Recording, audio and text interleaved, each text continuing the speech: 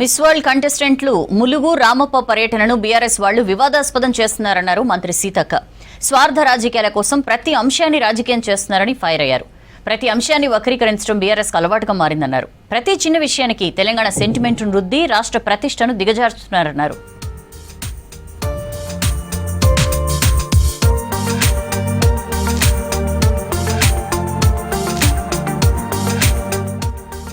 నిన్న miss world కంటెస్టెంట్ల heritage walk success కావడంతో బీఆర్ఎస్ నేతలు ఓర్వలేకపోతున్నారని అన్నారు సీతక్క.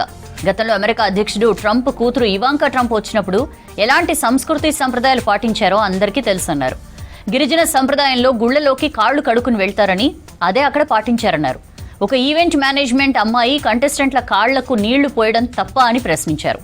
కొందరు నిస్సిగ్గుగా అబద్దాలు ప్రచారం చేస్తున్నారన్నారు.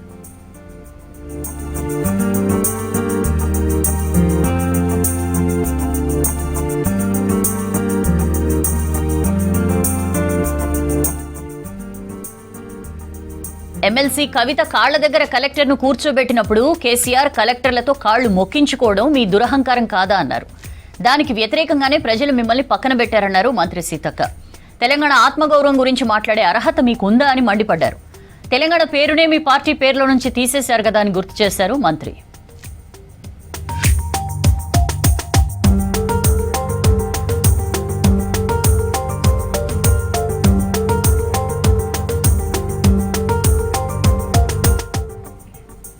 ఈ మధ్య సబితా ఇంద్రారెడ్డి పచ్చి అబద్దాలు ప్రచారం చేస్తున్నారన్నారు సీతక్క.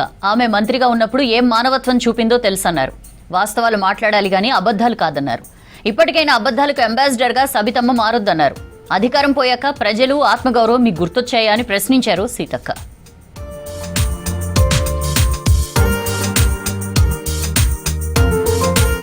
అత్యుత్సాహంతో ఆమె చేసిన పనికి ప్రభుత్వం అనడానికి సిగ్గనిపించట్లే మీకు?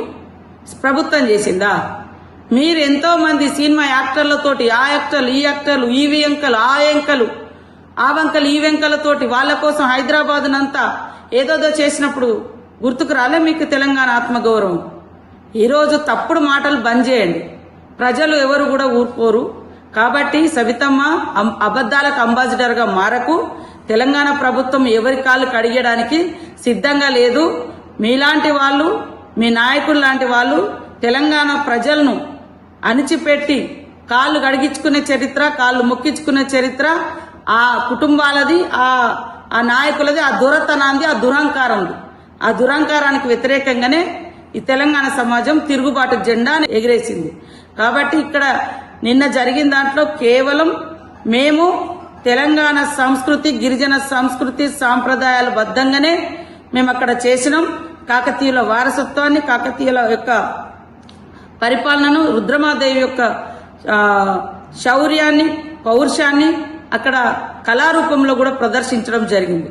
సక్సెస్ అయినందుకు మరి ఓర్వలేక రకరకాల కామెంట్ చేస్తారు. అధికారం పోయిన తర్వాత ప్రజలు గుర్తుకొస్తారు. అధికారం పోయిన తర్వాత నీకు ఆత్మగౌరవం గుర్తుకొస్తుంది. ఏం ఆత్మగౌరవం ఉండేనే నీకు? ఇవంక ఏమని ఆమె తోకబట్టుకొని తిరిగి ఆమె కోసం హైదరాబాద్ అంతా నీట్గా చేసిరు ఆ రోజు. కాబట్టి ఇవాళ అబద్దాలకు అంబాసిడర్ గా మారే సబితమ్మ, అదేవిధంగా బీఆర్ఎస్ నాయకులు తప్పుడు ప్రచారం చేసుకోకండి.